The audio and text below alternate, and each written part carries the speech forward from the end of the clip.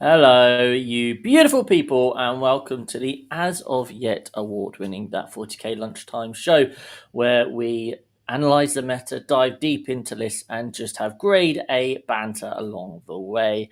As always, I am joined by my esteemed guest, Mr. Jack Tight. How has your week been, sir?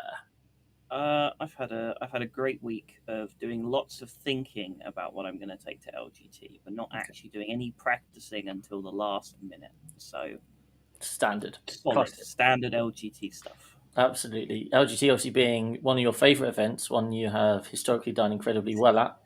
Yeah, Very looking. historically, maybe I don't have the best track record at LGTs. The first one I went to, I did very well, but following that, I traditionally lose my round two, and then sometimes my round three, and then have a very underwhelming finish. So Absolutely. Excited to follow your progress this time.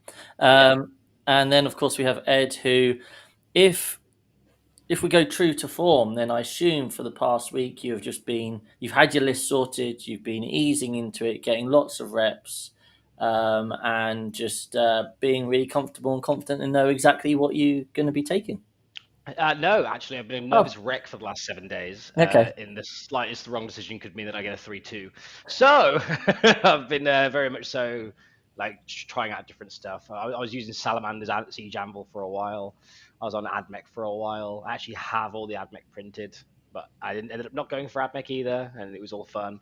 Yeah, so I submitted my list Saturday evening, and then I've just sort of left it alone. That's how Nice. There we go. So yeah, we will be diving into that a bit because news is a bit quiet this week. Not much excitement going on in the world of Warhammer. So we're actually going to be diving into our uh, our LGT prep and just talking about how you can go about prepping for a big event and all that sort of thing.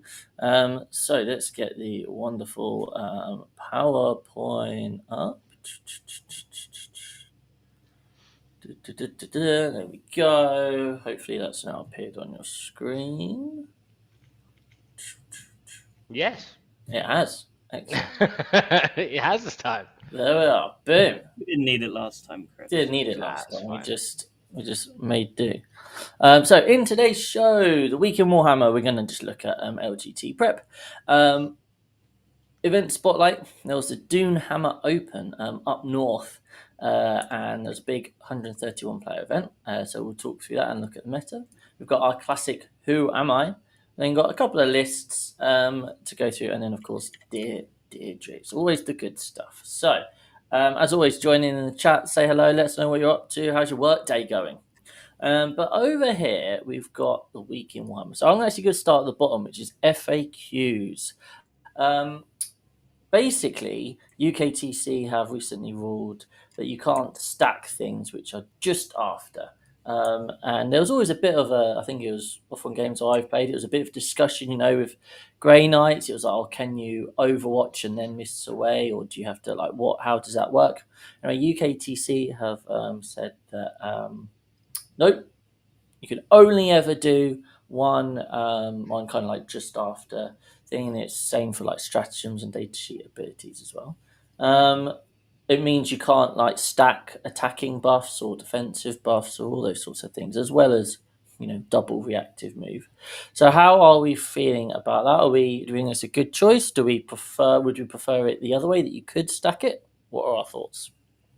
Well, I think stacking it's like I think having multiple things on the same trigger is okay, but I think the active player would then decide what the order would be. So like if you have Overwatch and Mist of Demos, and they could Mist of Demos after you've moved in range of them, but it means that they can use the Mist of Demos to move and get a better Overwatch. Then they can be like, all right, yeah, sure, you can do both, but you do Mist of Demos first. Yeah. So I can see that being an argument, and I think that was the way some people ruled it. And also, you'd have to spend a sequel beforehand, so you just wouldn't bother doing it in that situation, right? Yeah.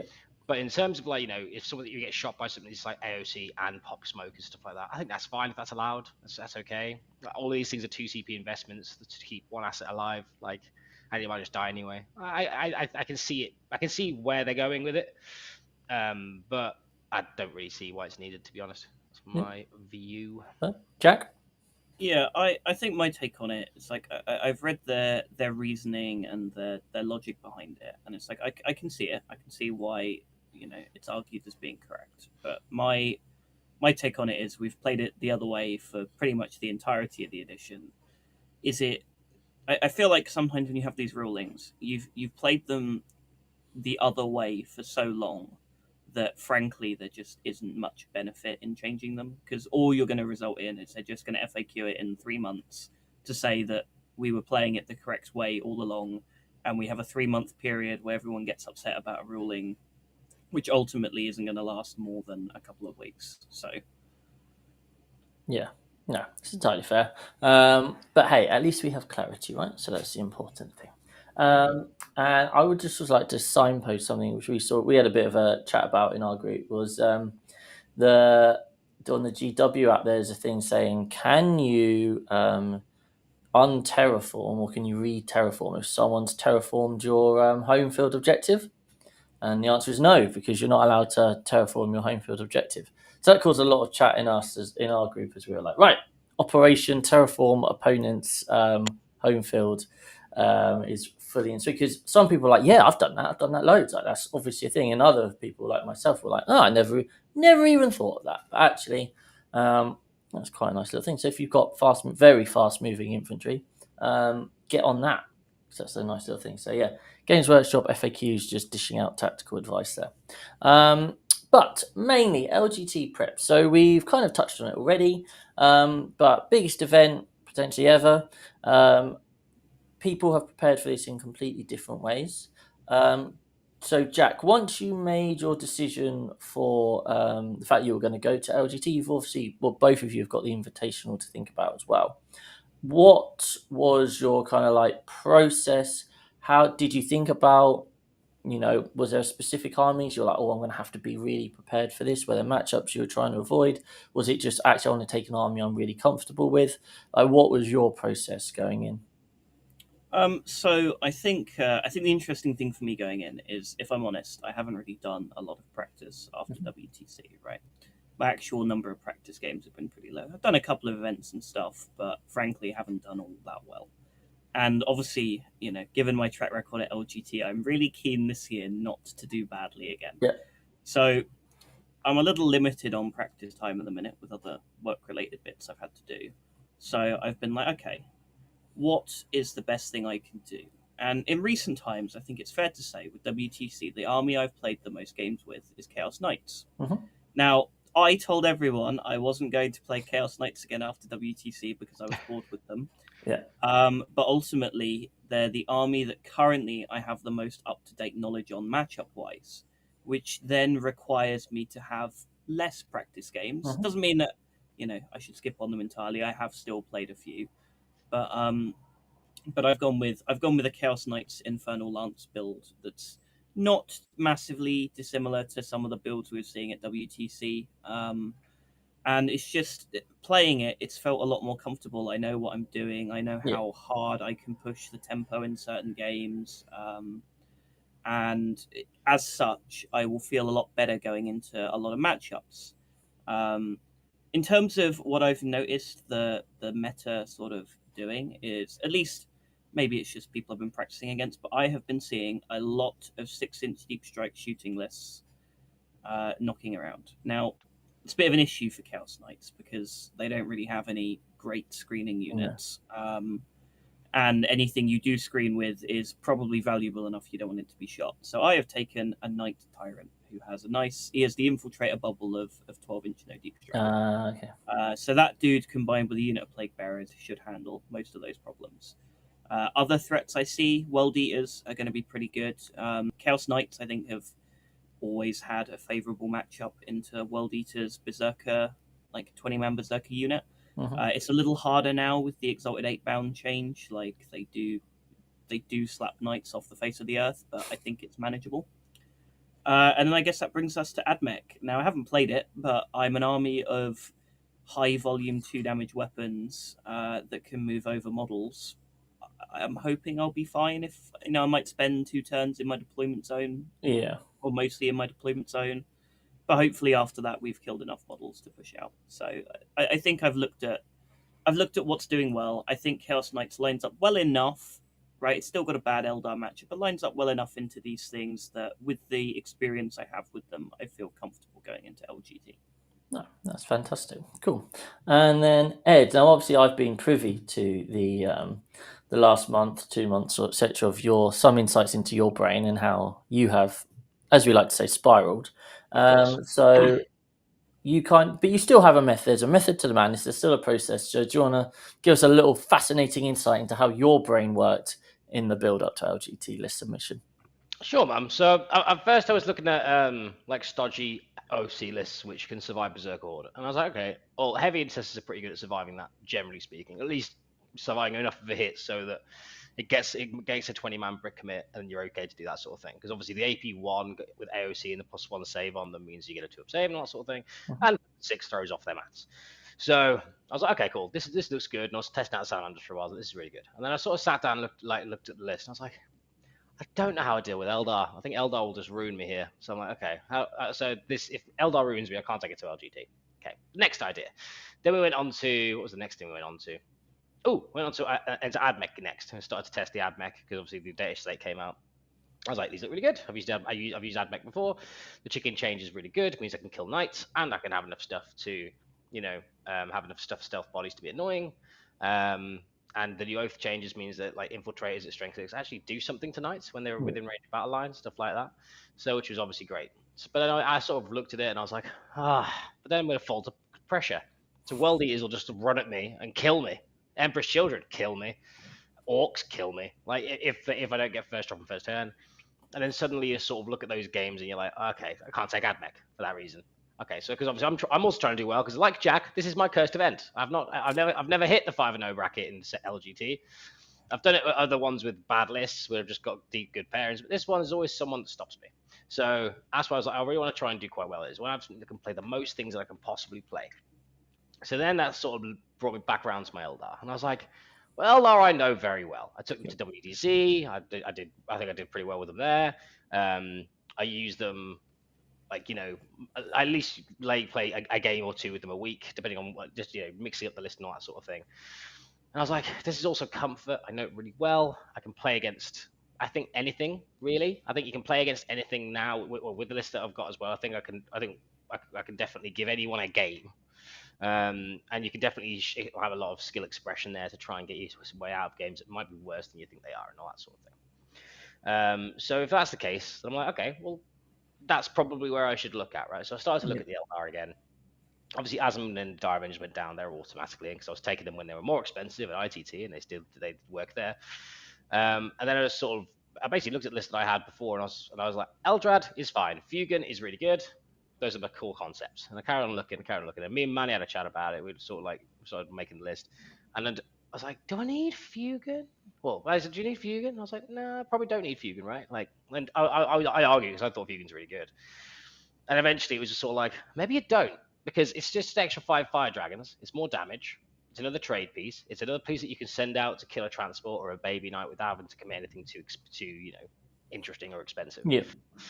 And they can also play missions on the way because there'll be games that they're just screens and doing actions and all that sort of thing. And they're expensive to do in those games. But the idea is the rest of your army is so efficient into those games that it should carry you through. Mm-hmm. So that's why I was looking at that. And basically, I settled on Eldar. I was like, I'll take Eldar then. That sounds good to me. So that's where I ended up in the end. But obviously, prep-wise, I haven't played a single list with a single game with the list yet. I just know in theory that it works. Yeah. It's basically just my old list minus 5 hawks and plus some more damage. So it's gonna work. I just need to get a bit more familiar in a couple of the matchups. And yeah, that's basically the level of the prep that I've done. I have got another 10 fire dragons to paint because I have 20, and that's where I'm at. Nice. Yeah, sounds good. And then from my perspective, obviously I'm personally not going there to try and win LGT. It would be lovely, but it seems quite unlikely. So for me, it's more about each event I go to, I have to kind of focus on, well, what do I want to get out of this event? I don't get to play in many events. So like the last ITT for me was pretty miserable because I played an army I didn't know and didn't like and didn't do very well either. So I just I set myself the goal this event of taking an army that I enjoyed. Even last LGT, I took a list that I didn't particularly like and didn't enjoy playing, even though it was Grey Knights. So my prep has been putting it up to a vote on YouTube, as all great people should do. And by 1%, YouTube decided that I should take Banishers rather than Walkbane with the Storm Raven. Which secretly, actually, when the result came through, I was like, you know what? That actually makes me happy. So I took Banishers to our little invitational on Saturday. And I built a list that I thought was quite fun. And because I really wanted to try 10 Interceptors out of a Rhino, and I really wanted to try the Paladin Brick. And that was kind of like my prep opportunity, which is the most prep I've had for a very long time. And you know what? I played Pickaxe in chat. Hey, Tim. Had a wonderful game, so much fun. And I went to go first. And I moved out these Interceptors, and I was trying to plan where I could send them to then trigger a mists on the punchback and cause as much problems as I could. I was like, oh, it's so good to be back. I just love Mist so much fun. And that kind of reassured it for me. And played my 3 games, and I had a lot of fun. And on the drive back, I kind of was like, well, what did I enjoy most about that list? I was like, well, I really enjoyed the 10 Interceptors. So what if I had 10 more Interceptors in there? So I also felt I played into a different Tim's Drakari, and I found that really hard to deal with, all the pain engines. So I thought I probably need another Grandmaster in. So I've dropped the Paladin Brick, but I've got some more fun stuff in. So for me, I'm going to the event just hoping to have fun, enjoy playing my army for 5 games. I know full well that I might lose the game because I'll make a mistake. I might lose the game because I play against a player better than me or play into a rough matchup. But for me, it's about, am I going to enjoy playing the list for those times? And you know what? That style of army, it gives me a chance if I get it right in most games, just because of the tricks and that sort of thing. So that's kind of how my prep's gone. And I've actually got another real life, much like you guys like, I haven't played my list yet. So I've actually got a game today against our very own Jamie Clifford. Haven't played against him in like a year or two. So I'm going to go over to his and play into World Eaters. So rather than irritatingly having to play 3 elf matchups on Saturday, at least this time I get to see what the World Eaters matchup is like, and just experience like the 20-man brick and all the 8-bound and stuff. So that will at least give me something to understand how to deal with rush pressure lists, etc. So yeah, that's our LGT. Obviously, we are all going to be there. Come and say hello if you see us. And if you are maybe slightly worrying about LGT, or you haven't played on much UKTC before and you just want a bit of reassurance, I have released a set of videos all about the terrain set, where I just deep dive different aspects of the terrain and the missions and that sort of thing. There's one for each mission. Episode 5, the final one, will be out in a few hours' time. I think I've set it at 5 o'clock. So go check that out if you are maybe newer to UKTC. So diving into the chat, we've got Dom there. Hello, Dom.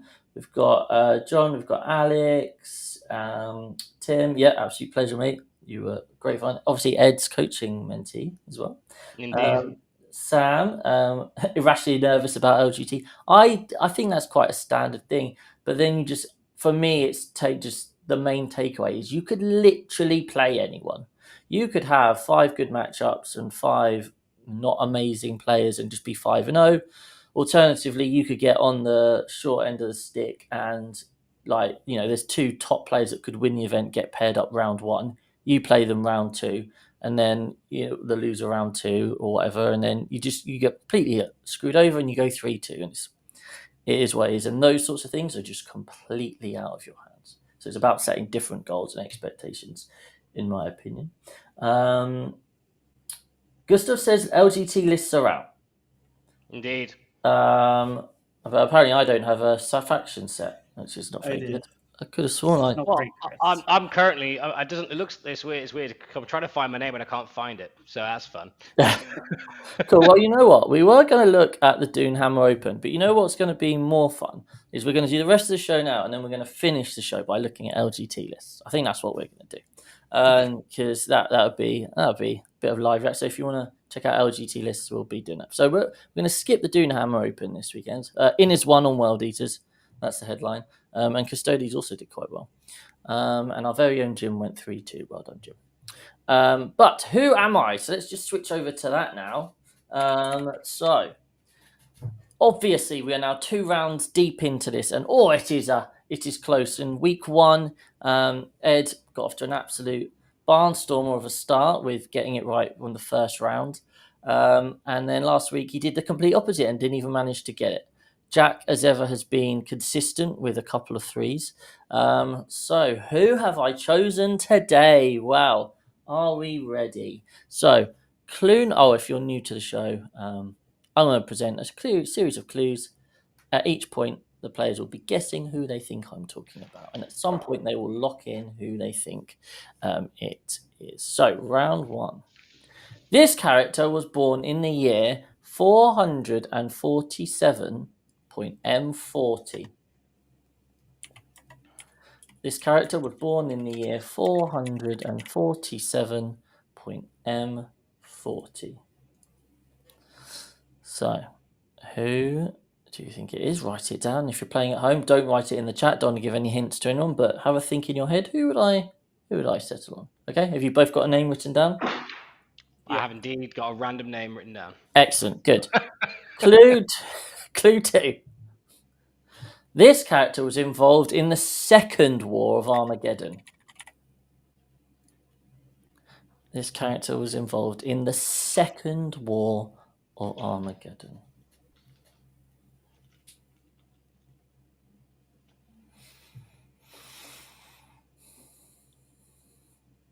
I don't know how many wars there have been. At least 2. Okay. Many. All of them. All of the war. All of the wars. It's always in Armageddon because, we're living in a world of countless billions of planets, but, let's keep popping back to this one. Yeah, man. First fun one. All right. Clue 3. Out of interest, are either of you, do you reckon you know it yet? I think I know it now. Yeah, I think I have it. But Yeah. Number 3. This character's first name was Lewis.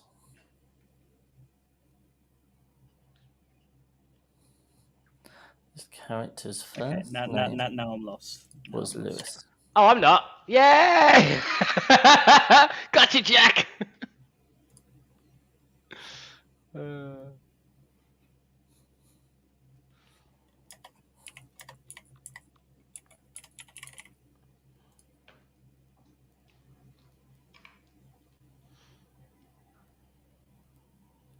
Right. Clue 4. This character was once forced to ally with the Necrons. This character was once forced to ally with the Necrons.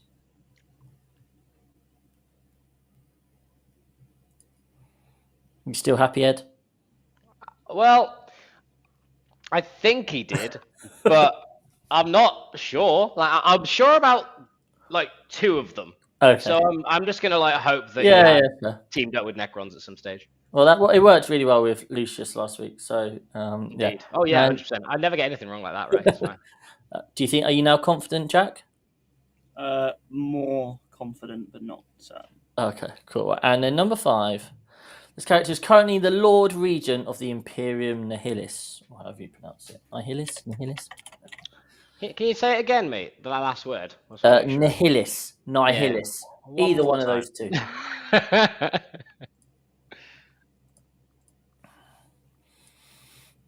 Right, okay. So after round 1, Jack, who had you written after round 1? I just put Castellan Creed. Okay. And Ed, who had you written? Jack Rockfist. Jack Rockfist. Nice, okay. Random After name. round 2, Jack, who had you written? I put Yarrick for Okay. And Ed, who did you write? Dante. After round 3, Jack, who did you write? I put Grimoldus at this point. I was lost. Okay. And are you now set on Dante? Yeah. I stick to Dante. Yeah. So number 4, Jack, did you get Dante then? At this point, I had Dante, yeah. Nice. Okay, so that is 2 points to Ed and 4 points to Jack. There we are. Let us know in the chat how you got on. Did you get it on number 5 or whatever? I was like, I can't do another Chaos character. And then I've read all the Dante, or a lot of the Dante books, and I do love them. I thought he might have worked with Necrons, but I knew his first name was Lewis. So I'm Yeah, like, so I was like, fuck it. If I'm wrong, I'm wrong. yeah, Like, if no, there's another guy called Lewis who fought in the Second War of Armageddon, then fine, I suppose.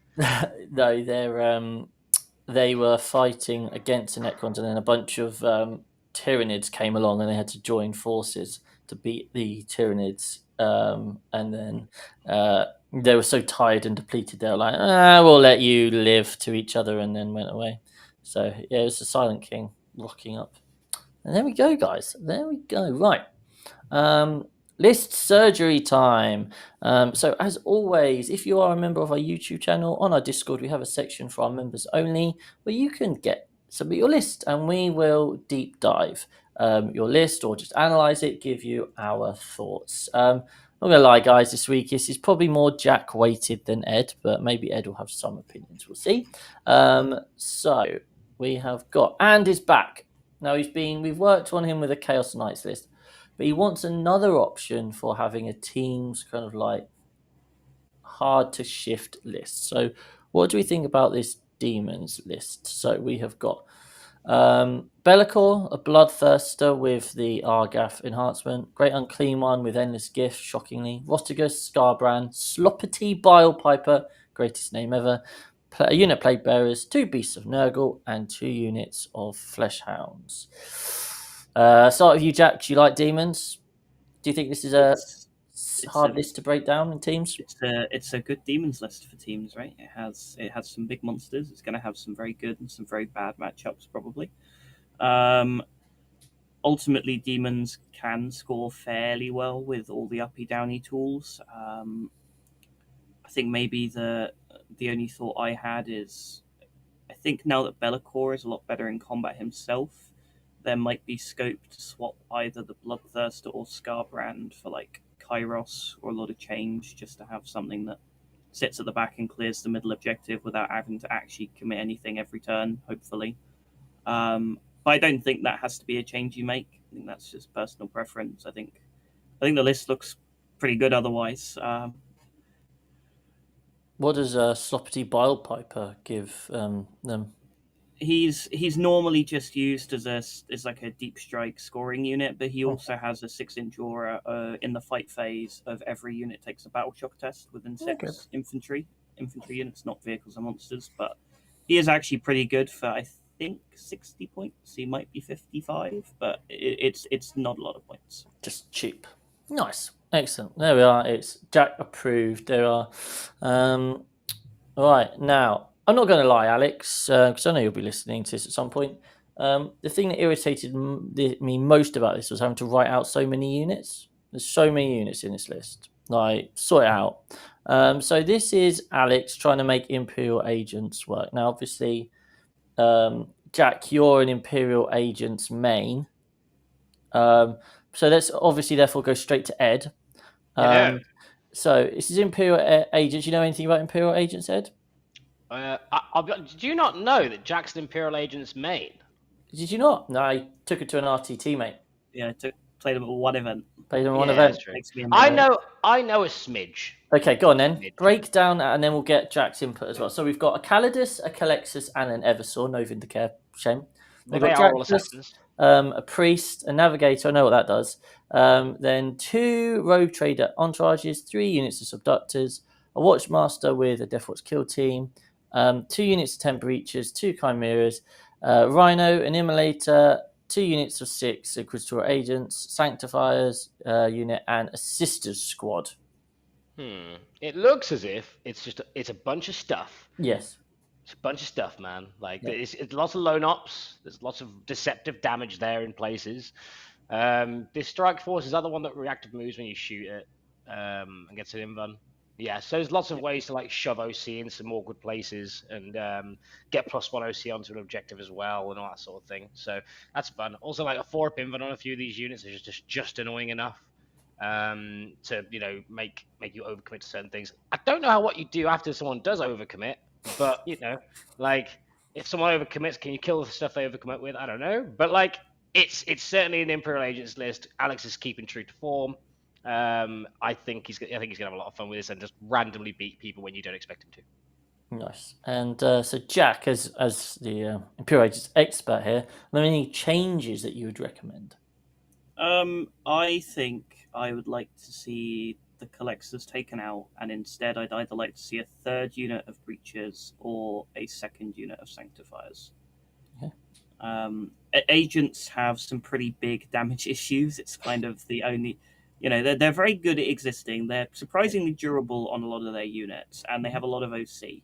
Yep. The problem they have is that they can't kill vehicles, so you just sort of write that one off.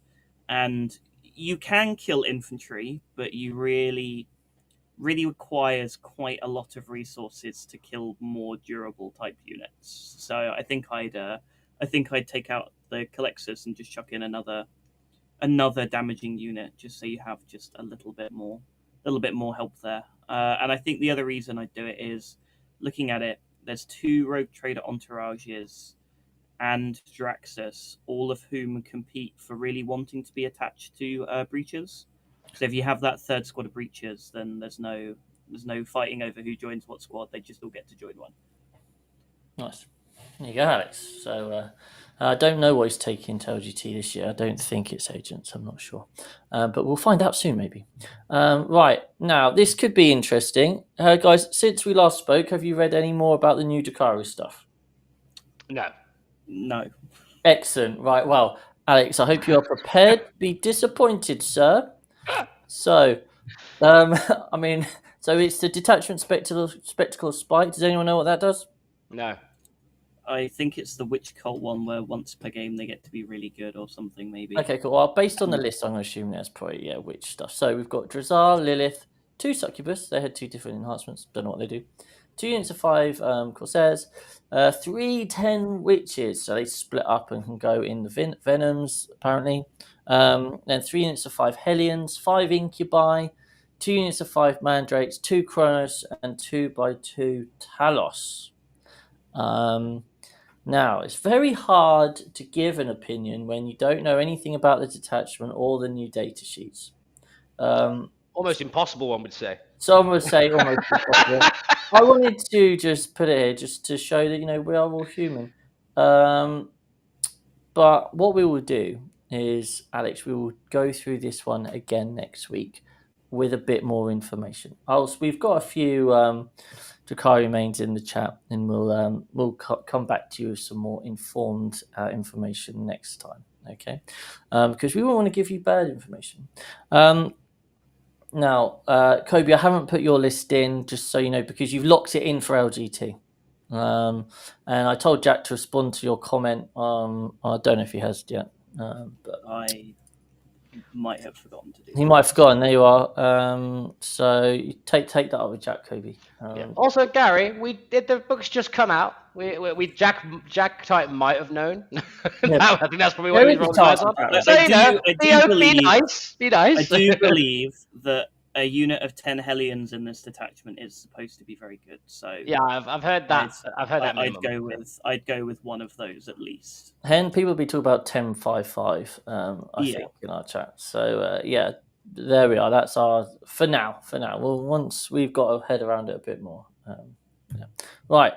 Now we've got very, very sensible dear Deidre here from a Mr. Lomas Toman, who says, "Dear Agadian, I keep bumping into a canny European, let's call him Shement, at local events in the Hertfordshire area. He keeps beating me by playing Eldar really well. Any tips for finally getting that win against him? Thanks in advance." So it's the age-old problem, isn't it, from Mr. Lomas Toman there, that he keeps playing against a certain player, keeps playing into that bad matchup. This player is a very good player. I had the pleasure of playing Shement on Saturday as well. So whenever you're playing against someone who's a very good player and it's a bad matchup, how can you get that win against a player like that eventually? My first instinct is to scam them, but another alternative is if you know that if you've got like an event coming up and you've got, I don't know, a faction main going, there is an argument that if they're the one person that you're worried about beating, just take a list that can play against what they're bringing, right? Like if you've got oh look, our Clement's at an event, I'll take some Desolators. So I'm not saying who's this Clement? I mean, Schmement. Yeah. Schmement, Who's Sorry, that? Schmement. Yeah. Schmemmen Schonard. Yeah, Schmement, sorry. And yeah, so there's lots of ways you can there's lots of ways you can do it. It depends how nefarious you really want to be. But but I think generally speaking, playing the matchups that person is playing a lot is obviously the help and the lead up to it. So if you know that you're going to the event and Eldar are going to be a problem, play lots of reps into Eldar, Lomas Toman. I mean, obviously Lomas Toman clearly has never used Eldar before. Else No, I've heard that he knows sweet fuck all about him. Yeah, you can't possibly know anything about Eldar. Otherwise, he would know how to beat this infamous Schmement, who we know about. So I think that would be my advice to you, Lomas. No, thank you, Jack. Do you have any more advice for Lomas? I mean, interestingly, I believe I've also played the Schmemmen, and traditionally, what has always worked for me is going first and dicing him. But Nice. Your success may vary. In a more serious context, I guess, if there's a player who let's say plays a really solid particular type of game, right? They're really good at playing a slow trading game, and you're like, I'm not sure I'm going to do it as well as him. Just don't play to their game plan, right? If you know you're going to lose to someone who does what you want to do better than you, just go wild, right? Completely change the pace of the game, completely change the tempo. Just do something to throw them off, make them make a wrong decision somewhere. Maybe they make a mistake. Maybe they don't make a mistake and they get through the game anyway. But if you know you're going to lose anyway, then what are you losing by trying? Yeah, no, 100%. And as someone who did my absolute best against Schmemmen by going first and dicing the hell out of him, and still losing by 1 point. I feel your pain, Lomas. We've been there before. I'll get you next time, Schmemmen. Right, okay. So with that, we've whizzed through this stuff because there's something far more exciting, which is that LGT lists are now live. I just received multiple messages telling me that I've not set my faction, so I'll either get a wrist slap or points deduction for that. That's a fun way to start your event, isn't it? So if we go to here, my upcoming events, I'm going to the LGT. Let's go, guys. Here we are. We're now going to just spend 20 minutes. I'm not really going to set it. List submitted. Faction. Oh, no. Can I just... Do you reckon it would just allow me to update it? You Let's find out live. Let's find out live.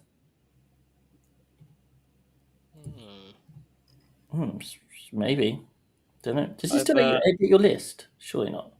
I've heard Innis's list is actually quite interesting, so I wonder if that's cool. Yeah. So if there are people you want us to talk about, there's 1,092 players, I believe, or something. So obviously we're not going to go through everyone's. So Jack Type's called out Innis. So let's have a look at Innis. Let's have a look at Innis's list. He's gone Marines. He's gone Ultramarines with the name, God forbid a boy have hobbies. So he's gone Storm Lance Ultramarines. That's how he believes he's going to win the LGT. So let's have a look. He's gone, I wonder if he's got Storm Raven. So he's gone Lieutenant with Combi Weapon, Marnus Calgar with Butade Gilliban. That's a strong start to any of these sorts of lists. We've then got Unit of Intercessors. Company Heroes, Incurser Squad, Redemptor. Oh, hello. Triple Redemptor back on the menu. We've then got double Hammer Strike, and then we've got the Storm Raven. So we saw this list a while ago on the old from Josh Roberts winning. We spoke about it then. So obviously the interesting point here is Triple Redemptor. What are your thoughts on Triple Redemptor? Well, they're cheaper, right? Which is obviously great. I think for 195 points, they're now in the remit where they're actually quite good again. Also, Density of Armor, they can armor contempt. There's a lot of AP1 volume in the meta currently, which is obviously going to be quite useful for that. And yeah, it's still going to do all the bits and all the business. It's still Space Marines. It's still choosing it. It's going to be scary, and the Storm Raven is just going to be annoying for people, right? Yeah, no, 100%. And so here's my question, Ed. What's your matchup like into this? I think it's quite good. Okay. For me, I think. I could be wrong. A Storm Raven can fly around and do bits, but I do kill Marine lists pretty well usually. Okay, nice. So I think it's good, but I might be wrong. But we'll see. And Jack, what's your matchup into this? I think this is tricky. I effectively have to navigate my tyrant around the matchup perfectly, and if I lose it before I've dealt with all the Redemptors and a Stormraven, I think I'm in trouble with all of my 2 damage Gatling cannons going into that much 2-up save, -1 damage AOC Yeah. bodies. I don't think it's unwinnable. It's just I'd have to play it very well and hope that Innis plays worse than me, which is probably not what you want to be hoping for in a matchup. But No. Sure. From my perspective, I imagine I'm pretty fucked. And that's my deep dive analysis there. Right. Anyone else who want to see these lists? Shout out some names. Vix Eldar. This would be interesting. We have a couple of Eldar people. Vic, VJ. No, that's not gone very well, is it? No, you're not gonna. Come on, where's Vic? Oh, here we are. Here we are. Found it eventually. That's because that's one team, right? I also think, by the way, after this, there's a. I don't know if you have the picture of it, Chris, but someone has tallied up all the factions at LGT, and there is something very interesting on Cool. that. Okay, on cool. that total. I'll see if I can find a way of sending it to you. But okay. So Vix, this has got an aspect host. Yeah. Autark, Fugan, Lycis, and Morgan Ra.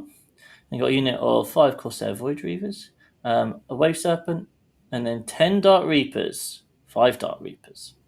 They've got Falcon, 10 Fire Dragons, 5 Banshees, 5 Rangers, 5 Striking Scorpions, 5 Hawks, and then 15 Warp Spiders.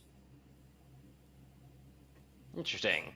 So this is like obviously he's leaned away from the Hawks now. He's still got his unit of 10 Fire Dragons because they're great. Did you say he had Fugan?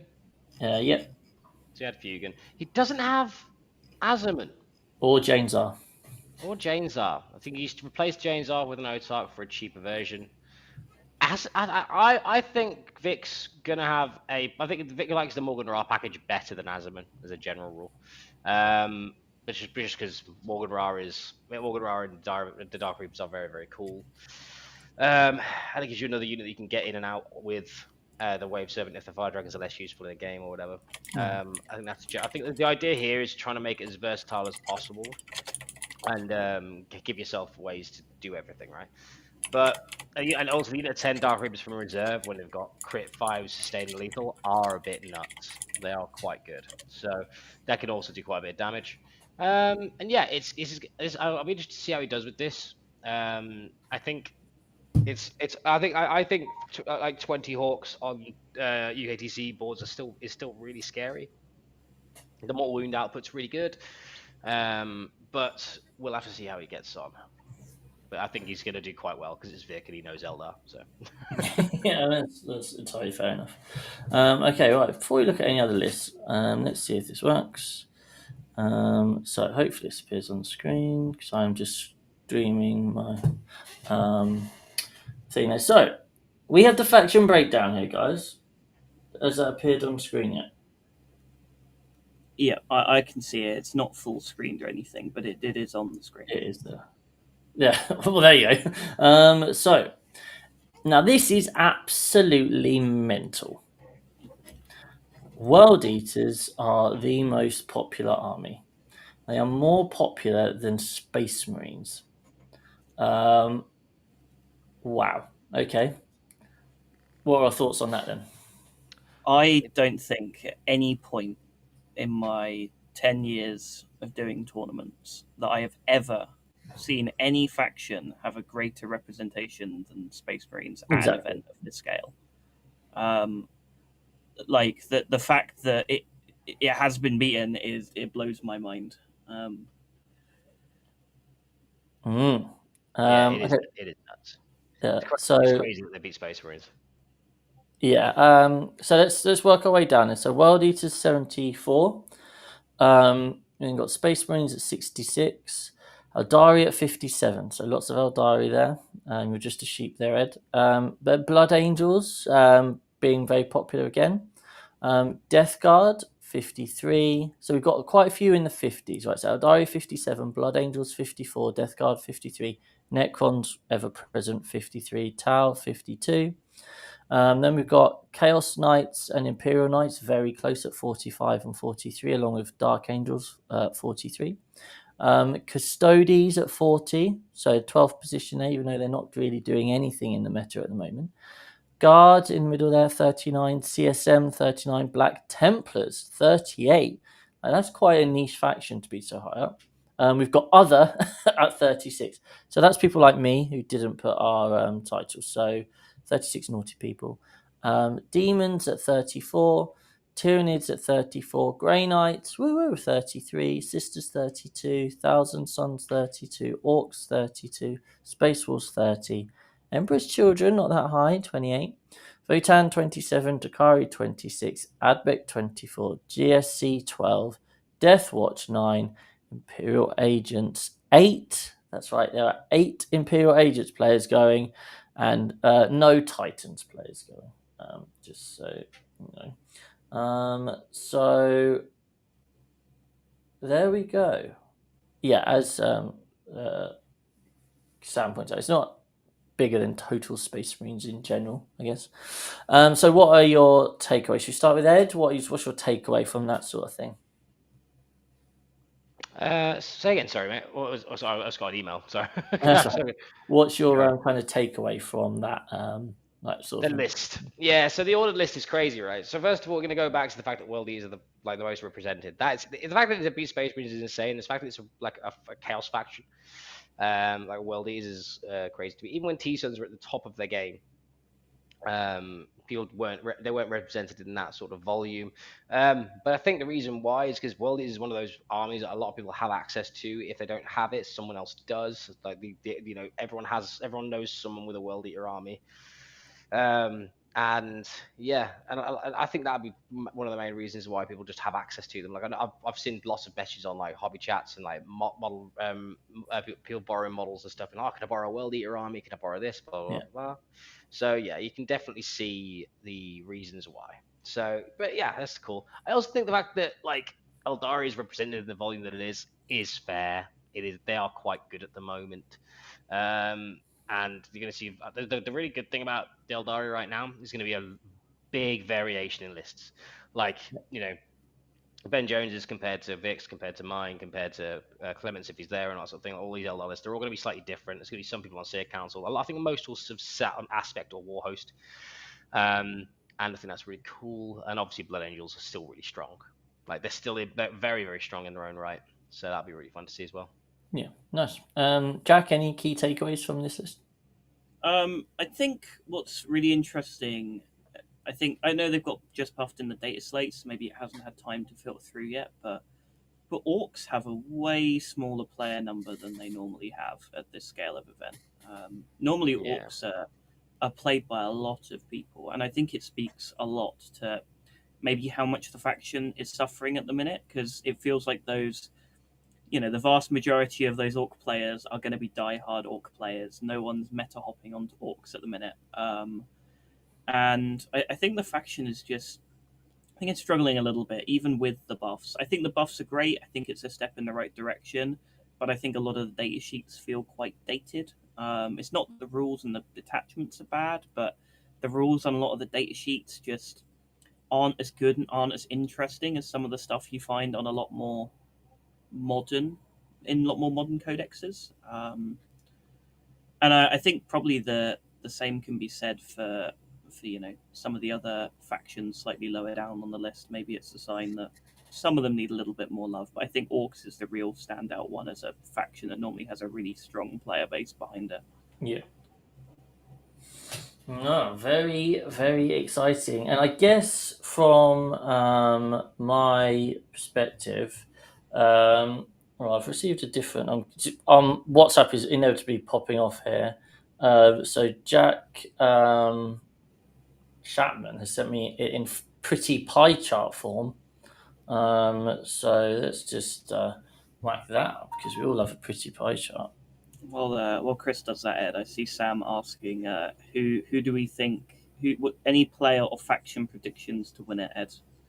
What you got? So predictions on player and faction to win it. What's Liam using? That's He's normally a using good bet. CSM. Yeah, it's probably CSM then, right? But nah, I think veterans are also under. I think veterans have been overlooked by quite a lot of. He's using veterans. He Veterans are is really good. using veterans. Yeah, Let's I'm have a Yeah. just look. looking at it now. Liam. Oh, no, it's going to need I think he's going to literally be using a carbon copy of the list he used last year, except Noisebringer now have a new data sheet. That's what I imagine it's going to be. So it's Cypher, Veterans of yeah, Longwall, yeah, Cypher, Bile, yeah, Chaos Lord, yeah. 10 Cultists, 5 Legionnaires, 10 chosen. 10 Chosen, 5 Nemesis Claw, Yeah. Noise Marines, Obliterators, Warp Talons, Bikers, Predator Destructor, Rhino. Yeah, so he's basically just got he's taking the warp talents rather than more like MSU combat pieces, which makes sense in the that's around them, right? You can see it.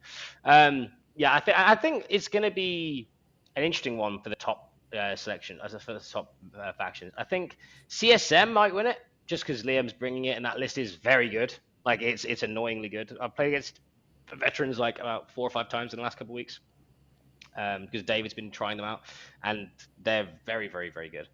So that's potential. World Eaters are obviously a very big potential just because of the sheer volume of them that are there. But I think the veterans list demolishes World Eaters. So I think I think it's a very balanced meta, right? I think the Eldar can give the veterans a game. The veterans can give could beat the World Eaters. The World Eaters can beat the Admech. The Admech can play the Eldar. Blah blah blah blah blah. And then obviously lots of different factions littered in between. So it's very hard to gauge. My gut instinct is gonna be on CSM. I think Liam's going to have it this year because I think if the parents go right for him, he'll drift through. Okay, there we go. I mean, I've got to throw my vote in for Nassim. Oh yeah, also I'm seems down Nassim. Nassim is. It also lines in very nicely to what people are saying in chat about anyone playing Raven Guard. This is a build actually I don't think we've talked much about. That's true. That's true. Which this has really cropped up in the last couple of weeks because the detachment is very new.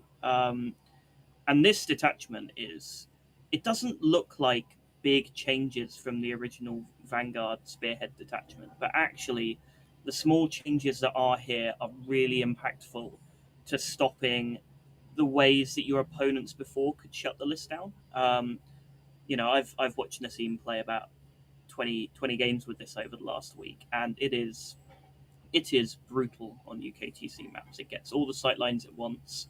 Centurions are consistent and reliable.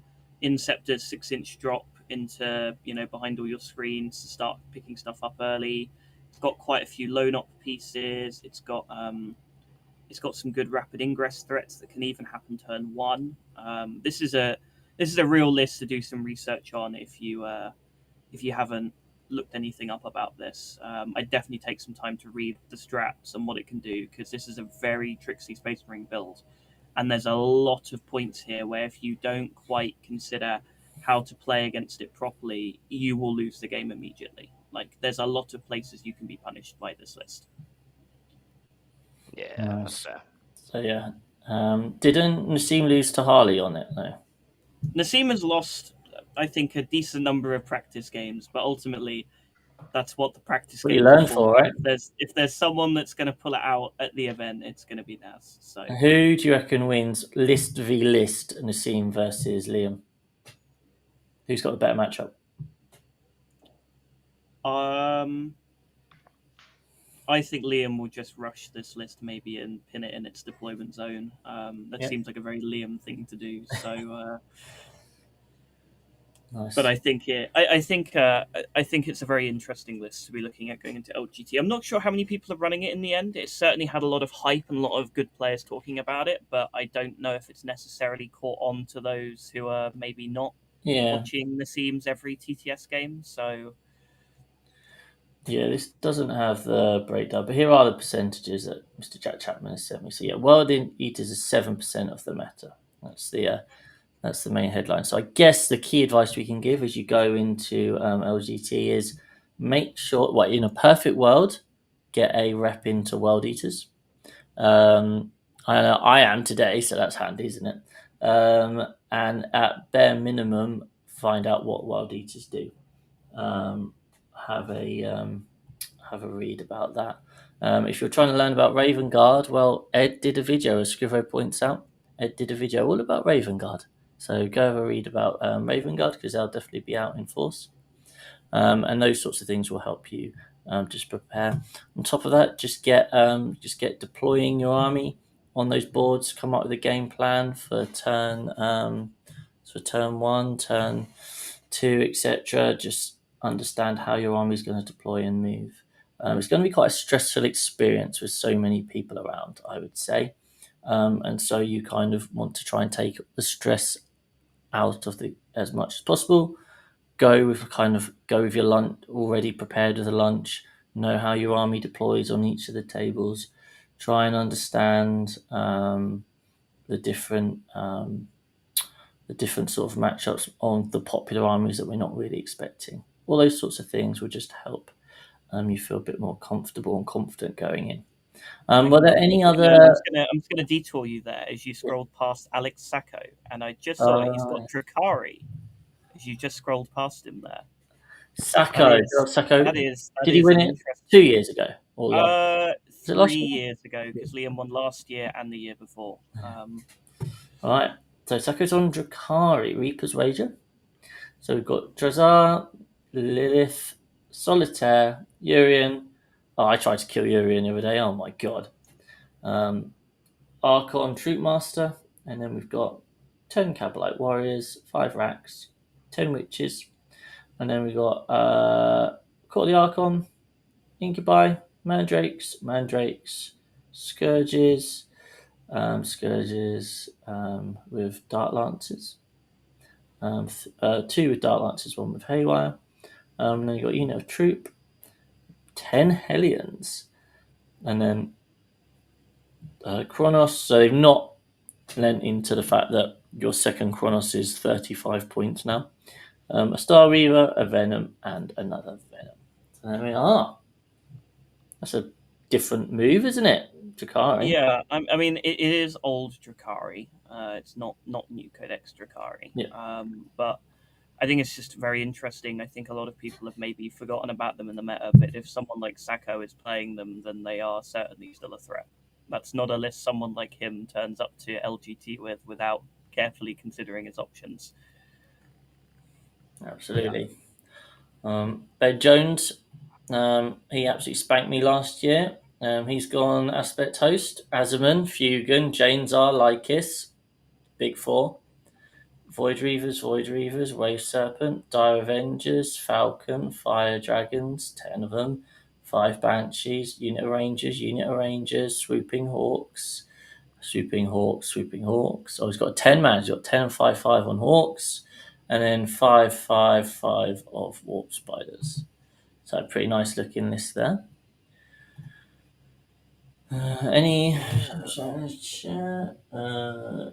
Matt Vick says he just counted 67 out of 75 Wild Eaters are warband. Yeah, that's wild, right?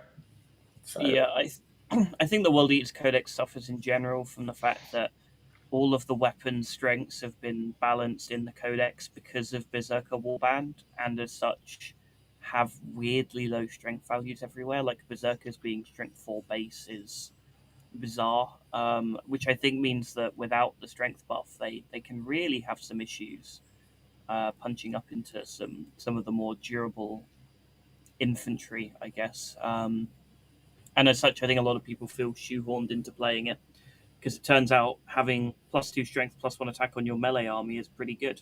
So you see it with Blood Angels too. And I feel like maybe for those detachments, there might be a little bit of scope to maybe up the strength on a lot of their weapons, but drop the strength buff by 1 on the detachment. And I think you'll see a bit more variety. But I've highlighted Brian's here because obviously Orc main Brian's site. And look, his list fits nicely onto one page. So thank you, Brian. Thank you for that.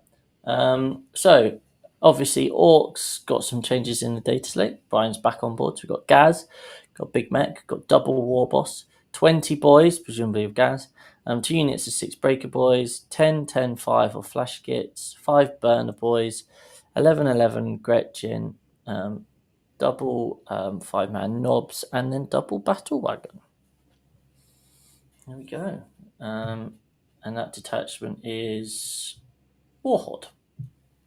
Any orc followers here? Do you like that list?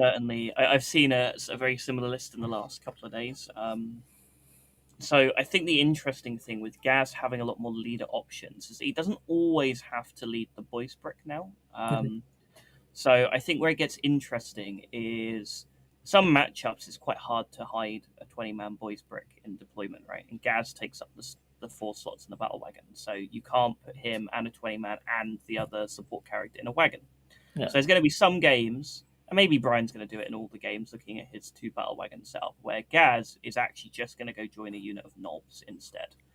And you're going to have a war boss and big mech attached to the boys unit instead, at which point it can fit in one of the battle wagons.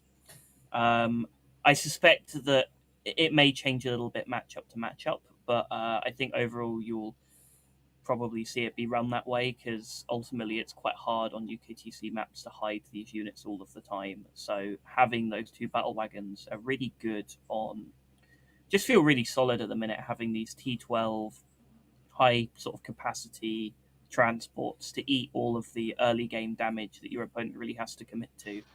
I certainly know I yesterday shot 2 war dogs, a tyrant, and a despoiler at a battle wagon and did a grand total of 9 damage to it. So they are deceptively durable, and they really help get the squishy orc bodies into midboard, where they hopefully don't immediately fall over for your big war turn. Yeah, I'd be very interested to see how they do and how he does. He's obviously his top player. Cause some issues. We've had a shout out in the chat for Josie's list, so look at that. And then we'll probably shortly call it there. So I've got Wild Eaters, but this is a bit different. So this is Slaughter Band, which does something different, right? I'm going to assume. So it's Lord Invocatus, and then double Slaughter Bound and a Demon Prince. Then got a unit of 6 8-bound, a unit of 3 8-bound, 3 8-bound, 3 Exalted 8-bound, 3 Exalted 8-bound, 3 Exalted 8-bound, and then a unit of Jackals, and then double Spawn, and then a Land Raider. Oh, hello. I was not expecting the Land Raider out of nowhere. Well, it got cheaper, guys. That's why. Come on. Get with the program. It has 8 shots and World Eaters. Yes, it's fun. I can see it. And Exalted 8-bound terrify me now as a Knight player. They absolutely, especially when you attach the Slaughter Bound to them, they absolutely rinse a big Knight in, with a 250 point unit. It's really scary stuff now for vehicle based lists. I'm not sure where it fits in overall in the meta, what it's aiming to be, but I think Josie is a good enough player that she'll know what she's going to go into with it. So this will be the list that you lose to on Purge, Jack. Yeah, probably. This is exactly the sort of thing I would lose to on Purge with my Knights army. So we'll see. Hopefully, I don't play this. Or at least if I do, it can be after round 5. I'll be happy at that point. But, yeah, that's true. Excellent. All right. Okay. Well, so tomorrow evening is back to normal for our standard podcast show, and that is going to be all about LGT as well. So we'll be able to deep dive a bit more there. But these have just been our initial impressions. Very exciting. We will all be at LGT, so come and say hello. We'll be about. We're reasonably friendly. Jack isn't. Jack's a miserable bugger at tournaments, but the rest of us are all lovely. And we'll, of course, have a chat if you want to say hello. But overall, very exciting. And yeah, go and get that prep for World Eaters would be my advice there, really, because they're everywhere. So they are everywhere. They are everywhere. So until next time, and when next time we'll be on the show, we'll be saying, "Oh, Jack versus Ed in the final. It was incredible." And yeah, just can't wait to deep dive into our LGT review of these. If it's me and Ed in the final, Chris, there won't be a show next week because it'll be on Monday. Oh, that's a good point. It'll just be me. So you better hope we both have it before then, Chris. The show will go on. there will be a show. It'll just be the live stream that me and you play. And I would have made the semi, so I'll be streaming from the LGT. Yeah, I'll be there and I'll be like, who wants to see the most chill final ever? Perfect. Absolutely. And on that bombshell, we'll see you maybe next Monday. Take care. Bye. Bye. Bye.